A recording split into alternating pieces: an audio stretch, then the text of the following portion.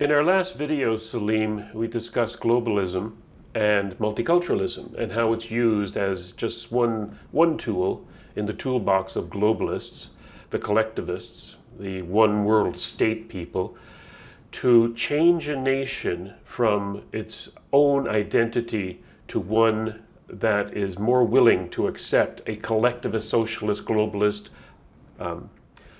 mindset or politics. Now, in this video, if we can touch on immigration as just one other tool that the globalists use to change the population so that they are more willing to change the politics to suit the globalist agenda.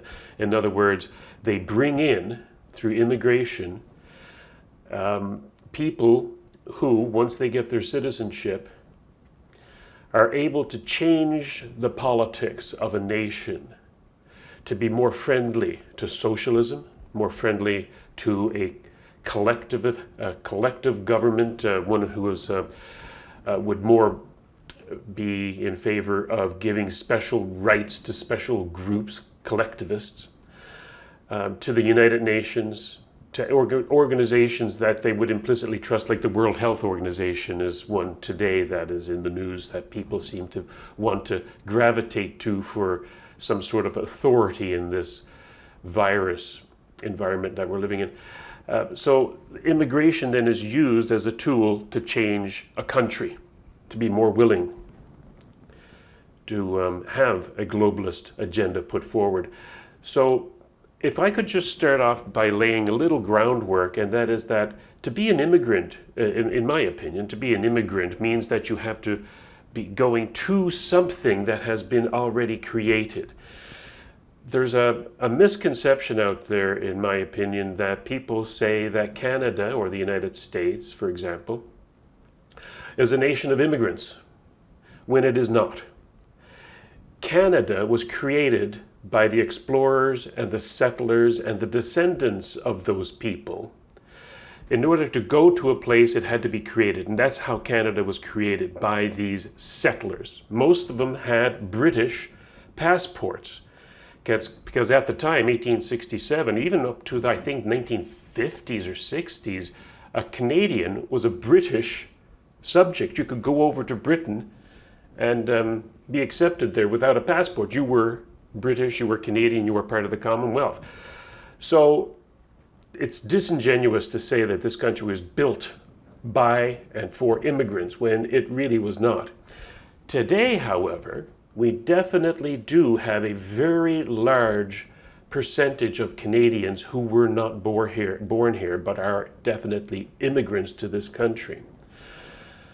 And maybe we can go through a few definitions first. Can we talk about immigrants, settlers, refugees, and their descendants, to distinguish exactly and be precise about what we're talking about? Do you want to run through those terms, Salim? Yeah, absolutely. Thank you again, Robert, to broach this subject within the larger framework of globalism as an idea and as an ideology for a borderless world. And we have talked about it, that the European Union is in that sense a model. So yes, I mean, definitions and understanding the words are very important, because language becomes meaningless if you're not clear about what the word means, you know. And so an immigrant is somebody who has arrived in a country of his or her choice, destination, and is making his or her home there. So in that sense, I'm an immigrant. I was an emigrant, that is with an E, E-M-I-G-R-E, an emigre. I was an immigrant when I left the land of my birth and culture. And I'm an immigrant in Canada, or in North America, in Canada, and in the larger context, in North America, or in the West, as we talked about the other day in terms of multiculturalism. The deep culture So I left the deep culture of India and the Muslim world, and I am in the deep culture of what makes the West the West. And so an immigrant by choice or by circumstances is attracted or desires to leave the land of his birth and the circumstances in which he or she finds himself in for another place. And so the European who left. But the distinction here is an immigrant, say in my case, is leaving a society that is understood in modern political terms as a bounded geographical entity that is a nation state, and emigrating to, arriving as an immigrant in another bounded entity, a nation state, in this case, Canada. Okay. And that's been done through free choice. You said a refugee. Refugees, A refugee is somebody not out of free choice, but out of circumstances of calamity, particularly calamities as a result of political warfare and bloodshed, and in modern times, genocide, Holocaust, etc., is driven out of his or her own home and has to seek shelter, and therefore is looking for a place to go to which is open and receptive and embracing of that person or group of people who have now become homeless as a result of war and bloodshed and conflict and genocide, and opens up his or her country, in this case Canada, and says, welcome, you can come and settle over here. And so that's the refugee status. And Canada has been a very, very generous country in that sense, to be open to people fleeing circumstances.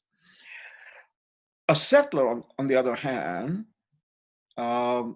takes us back decades, if not centuries, into the past. That is, a settler is somebody who left his or her homeland under different circumstances. It could have been wars and conflicts. In Europe, there were wars going on in the 14th, 15th, 16th century, the wars of religion and so on and so forth. There was havoc, which is now what we are witnessing in the Middle East or in Africa or in parts of Asia. But the difference is that they left. They took a gamble, a risk. They did not know where they were heading. They left for an unknown, uncharted territory. Wilderness, not recorded, of what they're going to find over there. So in that sense, a settler is a pioneer. And those Europeans who left Europe on sailing ships under very hazardous conditions, the Pilgrim Fathers in the American history, in the early 17th century, as a result of the conflicts that were going on in Britain or England, religious warfare, and then in Europe. The Pilgrim Fathers left not knowing where they're going to arrive, and having arrived there, having not only to find a place to land on the ground, but then to build completely from scratch, as if so, a whole new settlement for themselves, their children, their progeny. And over a period of time, those settlements turned out to become the cradle of the country that we today live in this case, Canada, United States, Australia, New Zealand. So these were people who arrived from Europe, people of European origin and people of European descent, as you are, and came in that sense and settled in what is a new continent, a continent that was discovered as it is, talked about in history, which is now being rewritten for political reasons. That is a new narrative that is being constructed, and it is being constructed again by the people who are trying to change the political situation. So the globalists have a hand in this, yes. It's interesting that my own personal situation, just as a small digression, is interesting because, of course, my parents were born in Newfoundland, which at the time was its own governing dominion within the Commonwealth. And then they voted, actually my parents didn't vote for it, but the Dominion of Newfoundland voted to join Canada. So in a sense, I'm a descendant of what? They're not immigrants, they're not refugees, they're not settlers. I don't know what the term is, but I was born in Canada. And this is interesting. I want to go back to something you said in a previous video, maybe a year ago, when you were saying that when does an immigrant stop being an immigrant per se and become a Canadian? Because you don't even identify yourself as an Indian or an immigrant or a hyphenated Canadian. You like to be called Canadian. And the fact that you were born elsewhere or immigrated to Canada is a matter of your own personal history, but it's irrelevant to any political discussion. You're Canadian, and that's the end of the story, so they say.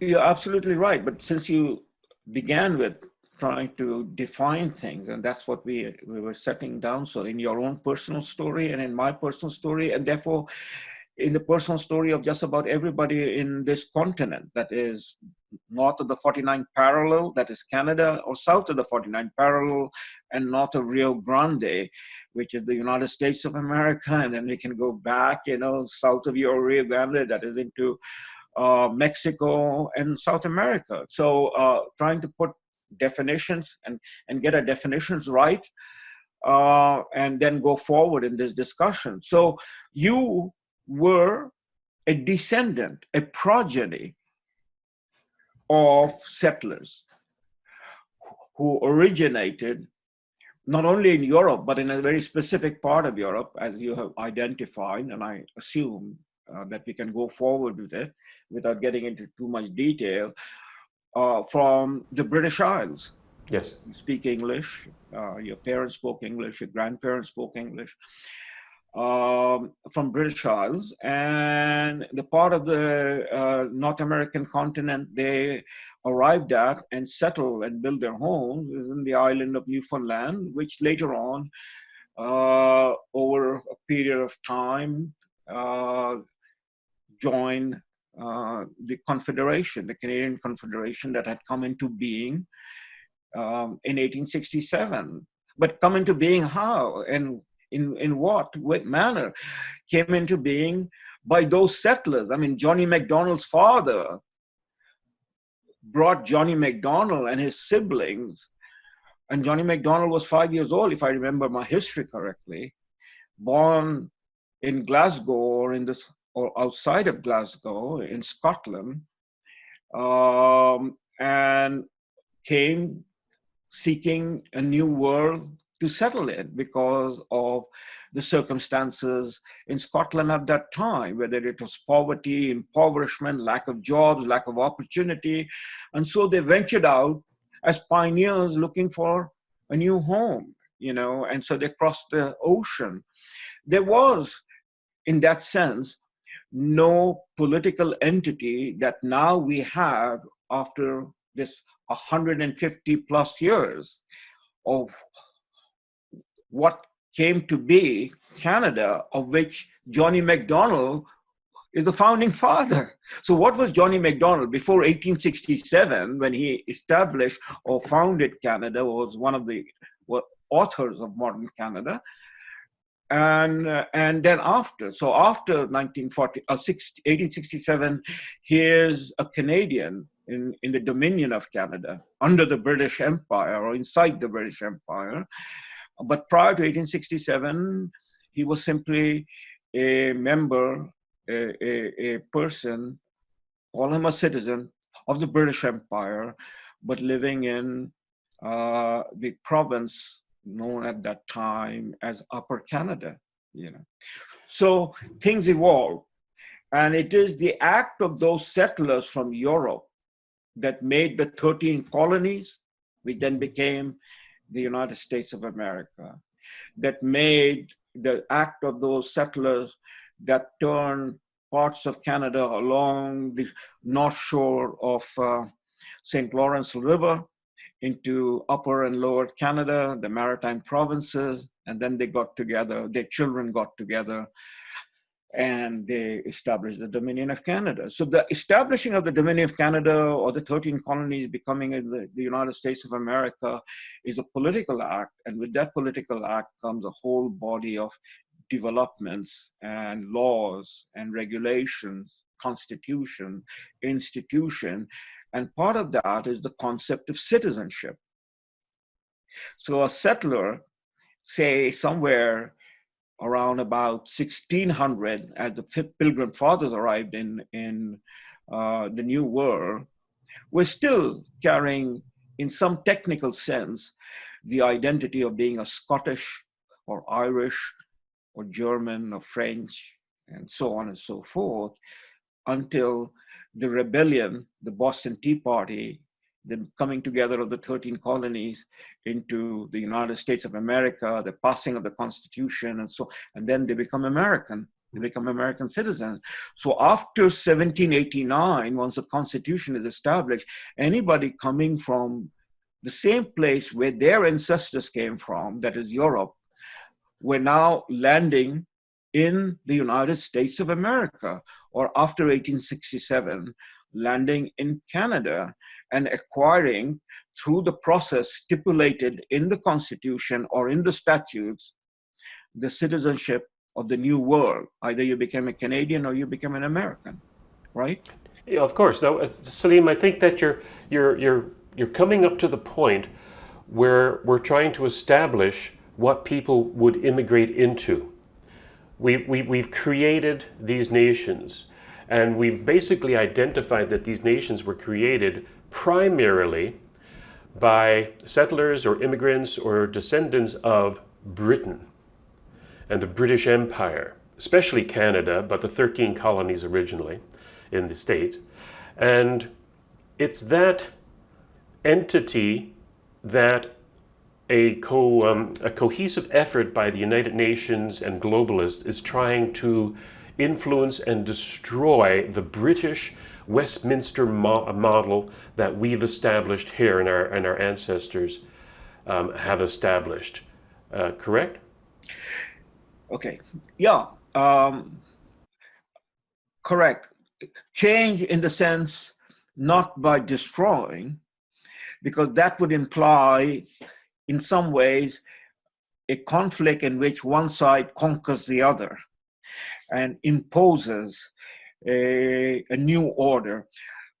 But in this case, the globalist agenda is an agenda in which the participants themselves, the Western democratic states, Canada, willfully, voluntarily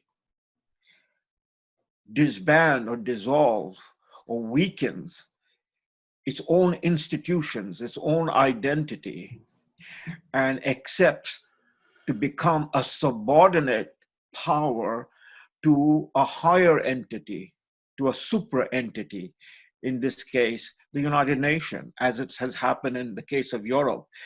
Those countries that joined the European Union voluntarily agreed that their parliaments will be subordinate to the parliament that they were constructing and was constructed, that is the European Parliament, which would be a supra entity over and above the Parliament of Italy or the Parliament of Britain or the Parliament of Scotland, etc., etc. So yes, a change is taking place. That is the globalist agenda. And that is an agenda in which the globalists want to see that the nation state as a sovereign entity becomes subordinate to the entity that has control over the entire planet, so to speak, in terms of legislation, in terms of how to organize life, in terms of ultimately, you might say, defense needs, whether it's a defense from an invisible microbe that we are now going through in this particular crisis as we are speaking, in the crisis of the Wuhan virus, or what the World Health Organization would like to label as COVID-19, or in the imagination of, say, H.G. Wells' invasion from Mars and a war of the world. So anyhow, the point is, it is the dissolution, the dissolving of the nation state. But the interesting question, Robert, is dissolving which nation states? And here you can see clearly, at least in the beginning of the 21st century, and the agenda of the globalists is to impose or to request that the governments participate in self-imposition legislations and plans coming out of, emanating from Geneva, New York, Brussels, that is the United Nations and its agencies, instead of our own sovereign parliament, in the case of Canada, from Ottawa. So this is a voluntary weakening and dissolving of Canada as an independent nation state that has been around for now 150 years as Canada, as opposed to what you were talking about. We began from the settlers who came from Europe and built Canada and made Canada so well, I might say. It's a point I made in my presentation at the the parliamentary hearing by the Standing Committee on Citizenship and Immigration in 2012, which is available on the media, on the internet, where I pointed out that the settlers from Europe made Canada so well, so strong, so attractive, so inviting, that people from around the world wants to come here. So yes, and we need to keep that distinction precise. And so it is very helpful with which you began, because we now are in the 21st century, and rapidly the demography of Canada is changing over the past half century, 50 years. The demography of Europe is changing. The demography of the United States is changing. I have called it the browning of Canada. People might say, that is a very negative term, but then what should I call myself and what should I call you? So people who object to these sort of language and discussion that is analytical and historical basically wants to shut down the discussion through smear and through threats of being called, of calling the other bigots and so on and so forth. That's the political correctness that tries to intimidate any discussion on what you and I might call, what I would like to call, the sacred cows that has become the sacred cows, and therefore taboo subject and should not be discussed. Oh, totally agree. So that leads us into what we are experiencing today, for example, in Canada at Roxham Road, where the nation today is in lockdown, more or less. Only essential businesses are permitted to operate. And yet, we see flights still coming in from China, still coming in from Italy. No screening going on other than handing them a card saying that you have to go self-quarantine for 14 days. There was talk of blocking the illegal immigrants who come across at Roxham Road in New York into Quebec, and then are basically given free housing, free money, social welfare, and they've got it made in the shade, more or less, claiming bogusly to be refugees, when of course you cannot be a refugee in Canada if you came directly from the United States, but that doesn't stop them. There's a loophole in the law. If they cross at a regular border, legally, they cannot claim refugee status. They'll be turned around and kicked out. If they come across at an irregular border, then they have to be processed. It's a loophole in the law. But Justin Trudeau, who is a globalist, and wants to see 1 million refugees come into this country in 3 years, is allowing them in, even during this lockdown. That shows the extent to which Trudeau and the Liberal government are the pawns and willing players and participants, as you were saying, to the globalists and the United Nations, because he was saying that, oh, we can't stop these people from coming in because the United Nations has said so. Correct? Correct. So all that you have described, and described it well, is precisely what is happening right now, and we will see more of it. And we can get into talking about this, or we can put it against, or put it in the framework and the context of what we began with, globalism and immigration. So let me right off the bat say this. I mean, let's withdraw from the Roxham Road, and flights still coming in. By the way, on that matter, just let me make the observation. It was the Americans, it was President Trump who closed the borders, and therefore the border on the American side of Roxham Road. But to the extent that Canada has its own sovereign right to exercise, while President Trump on January 31st put a ban on flights coming out of China, and then subsequently he put the ban on flights from Europe. We are still getting flights coming in. You know, that's the difference between the position taken by the United States government under President Trump, as opposed to the position taken by the Canadian government under Prime Minister Justin Trudeau. And of course, Trudeau was echoing basically the policy of the World Health Organization, which said that travel bans should not be put into place. They've said that for months, going right into March, and Trudeau, only until recently, March 25th, I believe, so last week, said reluctantly that we have to put some sort of restrictions on travel coming into the country. He said that on paper, basically, but the reality is that there's been very little reduction in the flow of people coming into the country, and flights still come in from China and Europe.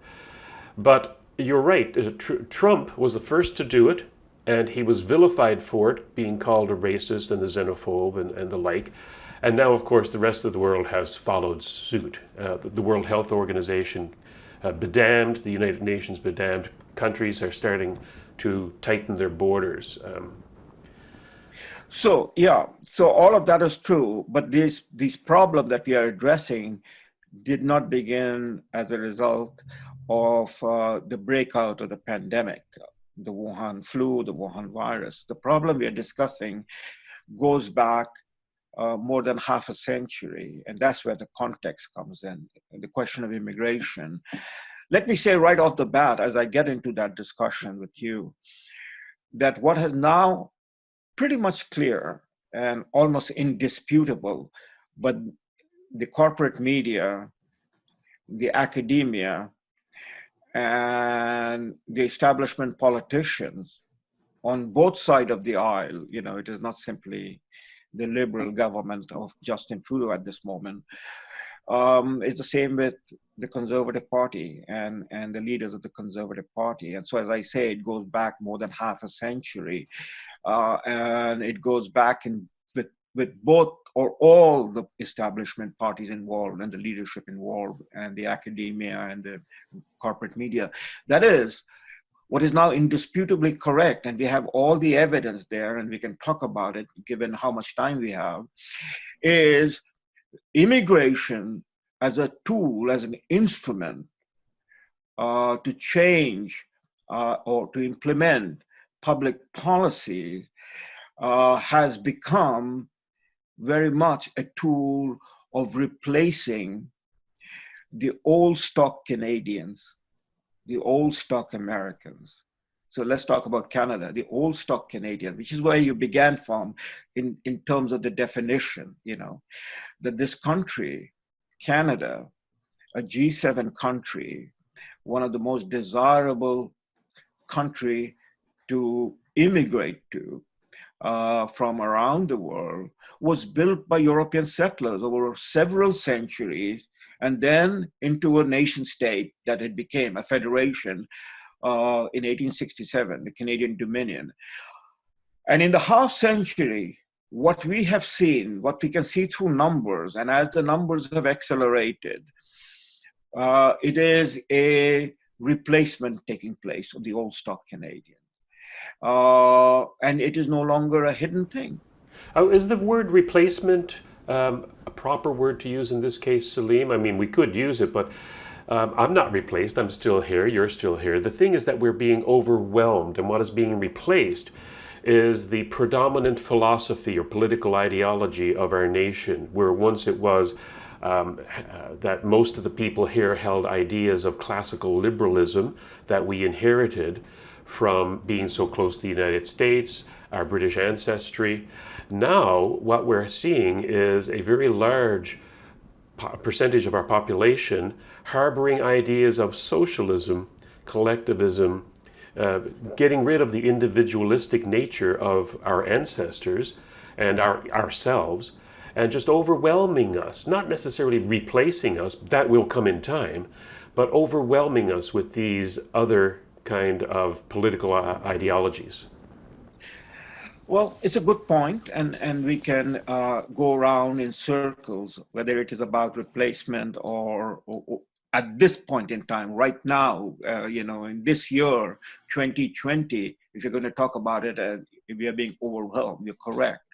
But replacement is a useful word in the following sense. Over time, if these numbers continue, as they will continue and as people want it to continue, that is the globalists. When, for instance, John McCallum, the former Minister of Immigration in Justin Trudeau's government, who was also a cabinet minister in the previous Liberal government of Jean Chrétien, who ended his career ignominiously only because it could no longer be hidden, and the Prime Minister, Justin Trudeau, had to replace him. He was sent to Beijing as Canada's ambassador, and then he was made to retire when the story broke out that he was supporting the Chinese government or advising the Chinese government on the question of Huawei, and the daughter of the Huawei's founder, who was being held in Vancouver as the case of her extradition to the United States on the request of the United States government was going through our judicial system. And here was a Canadian ambassador advising the Chinese how to go around it. And when that story broke, he was called back home. So when John McCallum writes in the public, I'm holding his op-ed from Toronto Star from a few years ago, and this is the headline: Canada needs more immigrants. We face an aging population and need to hire tens of thousands of people to replace baby boomers who will retire soon. It's not my word. When former Solicitor General of Canada, Liberal politician, Member of Parliament, Member of the Cabinet, Robert Kaplan writes in Global Mail, Canada needs 100 million people. When the Munk Center, the premier center of research in these matters, that is in politics and economics, and it's called the Munk Global Center, which is adjunct to the University of Toronto, that one of his director, quite well known in Canada, Ivan Studin, publishes report saying that Canada needs very quickly to reach 100 million people, so Canada will then become a major player in the world.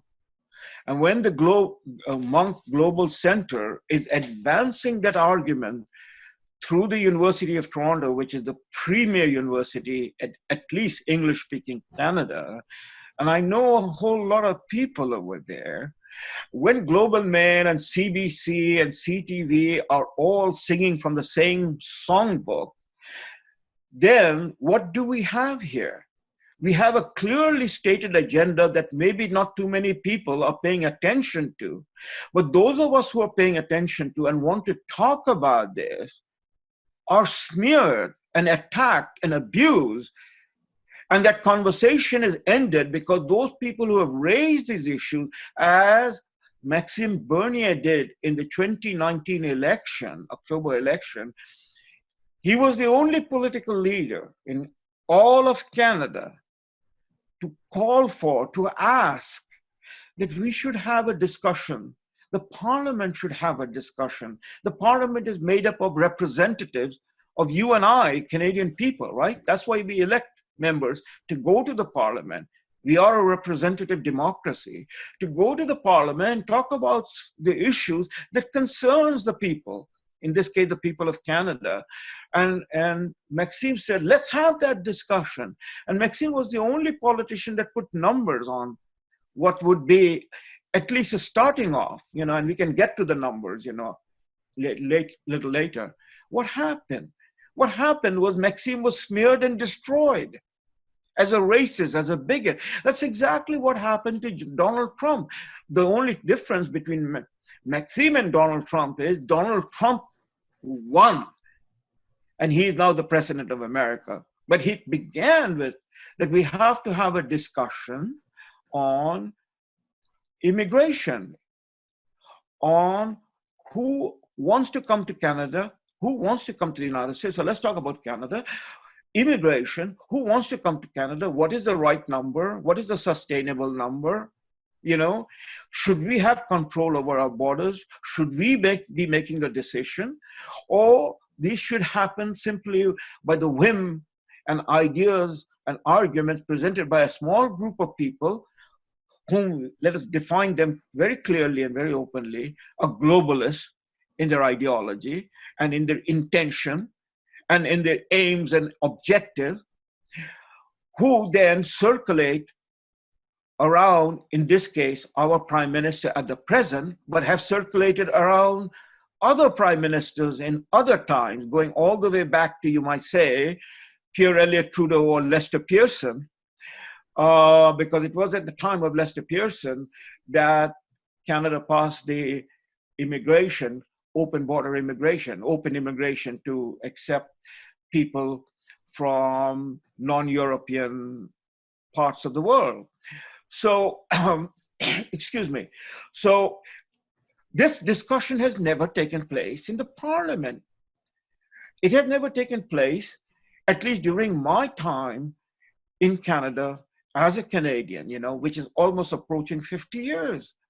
I wrote about this in my book, Delectable Lie. I especially devoted substantive number of pages and chapters to the question of immigration, citizenship, and of course, multiculturalism. And so those two tools come together. So yes, I would contend that we are being overwhelmed right now with numbers, but the cumulative effect of these numbers over time is replacement. Replacement means what? Your culture, that is. Your culture, that is what we talked about the other day. The founding culture of Canada, the culture of Canada, which in shorthand we can describe as classical liberalism, with its values of equality among the sexes, value of reason above revelation, that is secularism, value, the founding value, the most fundamental value, that is the value of freedom, of individual right and freedom, is in that sense will be replaced by the numbers of people who don't share those values. That is multiculturalism. All cultures are equal.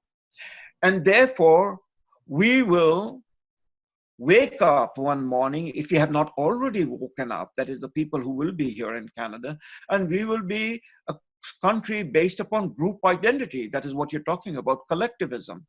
That we will be a country that will have only a nominal independence, as Britain had, United Kingdom had, between the time that United Kingdom signed up with the European Union till United Kingdom, that is the people of the United Kingdom, decided through a referendum to leave the European Union. That's Brexit.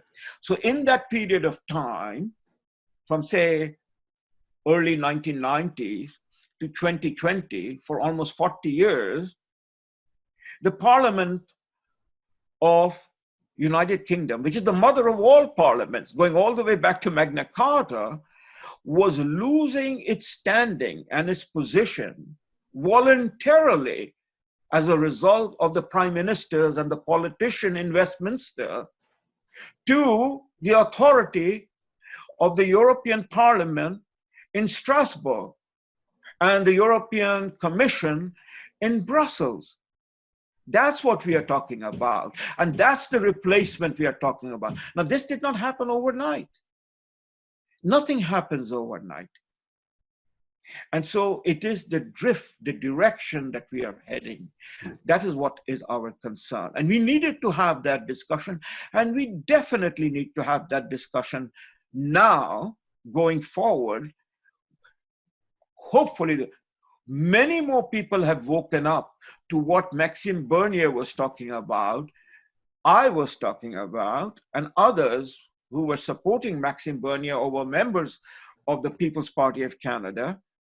You and I were, and across the country, that we need to have a serious discussion on multiculturalism and immigration going forward, because these two issues will, in more ways than we can imagine, shape the country that we're going to leave behind to our children. Totally agree, Salim. At least we're having the discussion here. It's a starting point. Hopefully other people will pick up on it and it will reach the levels of Parliament. But for now, let's leave it there. I understand that we want to get together tomorrow to talk about another aspect of globalism, and that is the intelligentsia and the elite and how they've cozied up to the United Nations. So until then, Salim, thank you very much. Thank you.